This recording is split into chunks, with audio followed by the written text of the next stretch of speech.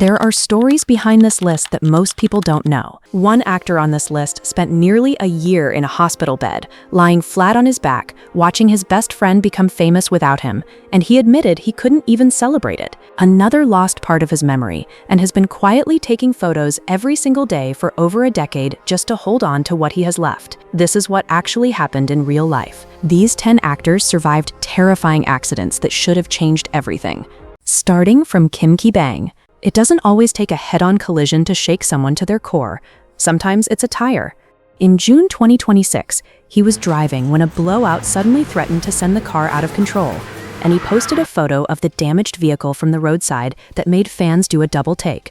The front-facing bravado of celebrity life, stripped down to one sobering image on the shoulder of a highway. He said he was shaken but relieved, and you can't blame him, because when you have a family and a career you've spent years building, a split-second reminder of how fast everything can change hits differently than any scripted close call. The road is just part of the job in this industry. Sometimes the job pushes back, but compared to what's coming, this is barely a warning shot. Park Shin-hye.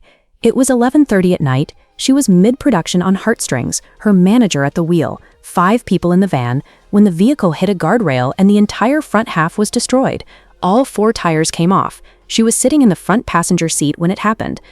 Her agency told fans she was fine. She tried to go back to set 2 days later, but then her body gave out, neck and waist pain that left her completely unable to get up. And the full truth came out later.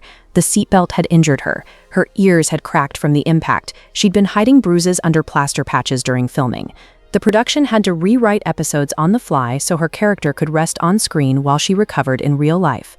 She cried, she said, because she felt like she'd let the show down. She hadn't, but that's the kind of person she is. Still, as frightening as that night was, the next actor's story involves a different kind of fear, the kind that builds over years, not seconds. Yua-en. He's never been someone who performed emotions, on screen or off. So when he's spoken about the motorcycle accident from his younger years, there's no dramatization to it, just a quiet acknowledgement that there's a physical reminder from that time that never fully went away. What's interesting is what it seems to have done to him. There's a weight to his performances that's hard to manufacture, a groundedness that suggests someone who stopped treating time as infinite. Actors who've worked through that kind of personal experience often talk about it changing how they approach characters. With him, you can feel it. You just can't quite explain where the line is between the person and the performance. That's probably the point. But while his injury came from personal life, the next actors came directly from the demands of the job, and it happened right in the middle of filming. Park Ju-mi. She was playing Queen Sunduk, a role that fit her in a way that felt almost inevitable when her vehicle collided with a truck on the way to set for The King's Dream in 2012. The internal injuries were severe enough that she had no choice but to drop out of the series entirely. Not take a week off, drop out. The recovery took years. She didn't return to television until 2014. Fans who'd been watching her build toward that level of work found themselves sitting with a strange grief, not just for the accident, but for the performance that never got completed. There's a version of that role that exists only in the footage shot before the crash. The rest lives only in the imagination of everyone who was watching. And while that accident happened in transit, the next one happened in the dead of night, on an empty highway, completely alone. Jung-hae-in. Picture this, a highway in heavy rain, a car broken down, the steering wheel jammed, and in the mirror, headlights bearing down with no sign of slowing. He shared in interviews that he sat there thinking it was over, not metaphorically, actually over. He got emotional talking about it, brought up his grandfather, and there was something about the rawness of the retelling that made it land harder than a produced drama scene ever could.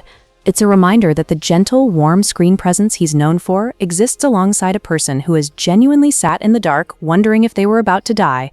You look at him differently after hearing that. Not in a heavy way, but in the way you look at anyone who's had that kind of moment and came out the other side still standing. Real quick, where are you watching from? Drop your country in the comments. I'm always curious where our channel reaches. Lee Sung-gi. It was early morning on June 9, 2014. He was filming an action sequence for You're All Surrounded, a prop knife, a split second, and suddenly he couldn't see. The diagnosis, corneal damage and an intraocular hemorrhage, bleeding inside the eye. He was rushed to the emergency room. He wanted to go straight back to set. The doctors told him absolutely not. the production halted. The episode was pulled. A special aired in its place. That detail is almost too on brand to be real, but it is. He came back a few days later before he was fully healed, because that's who he is. But for a minute there, the entire country was holding its breath, wondering if one of the most beloved actors in K-drama had just suffered permanent damage on a Wednesday morning action shoot. If that felt sudden, wait until you hear about a role in a drama that came with a hidden cost nobody saw until years later, Jung Il-woo. The 2006 crash left him with partial memory loss, and what he did with that is one of the strangest, most quietly human stories in Korean entertainment. He can recognize faces, he just sometimes can't remember where he met people, so he started photographing everything. Over a decade, he accumulated more than 70,000 photos, a living archive built specifically to hold on to a past that his own brain keeps slipping. Then in 2016, a separate blow, a cerebral aneurysm diagnosis directly linked to the trauma from the original crash. He described it in interviews as a time bomb, something he lives alongside rather than ignores. He chose to enlist in the military anyway. He kept filming. He went bungee jumping. The decision wasn't recklessness. It was a very specific kind of defiance. He chose not to live a smaller life because of what happened, and then kept choosing it every day. But Jung Il-woo and the actor coming next were both in that same 2006 crash.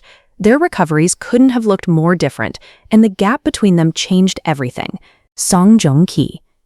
Descendants of the Sun is one of the most watched dramas in Korean history, and behind those action sequences is a list of injuries that reads like a medical intake form. His arm, his leg, multiple stops to filming. He's the type of person who tapes himself up and keeps going, but there's a point where even that stops working, and he hit it during production. What people often forget is that every physical scene the audience rewatched and celebrated came at a direct physical cost to him. The bicep, the knee, the moments where let's go again probably shouldn't have happened, but did anyway. He's talked about it with a kind of matter-of-fact acceptance that's almost unsettling, like pain during filming was just the price of entry for that project. For a show that big, with that much riding on it, maybe it was, but it shouldn't have been. And then there's number 2, who kept working through something that would have sent most people straight home, Ji Chong-wook. The collision happened in Gangnam in 2012.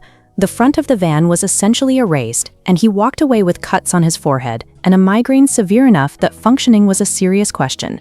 Then he showed up for work on Bachelor's Vegetable Store anyway. That detail is either inspiring or deeply concerning, depending on how you look at it, and honestly, both reactions are valid.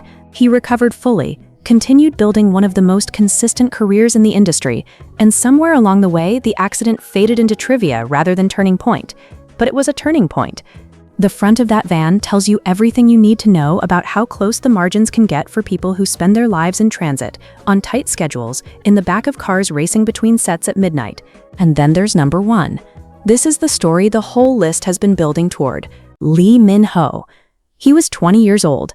He and his close friend were traveling to Gangwon province when a drunk driver crossed the center line and hit them head-on. Everyone in the other vehicle died. That detail alone changes the weight of everything that comes after. He spent nearly a year in the hospital, broken thigh bone, torn cartilage, metal plates, flat on his back, unable to do anything but think, and watching from that hospital bed as his closest friend recovered faster, got cast in a sitcom, and started becoming famous. He said later, "I wanted to cheer for him and celebrate his success, but part of me felt impatient.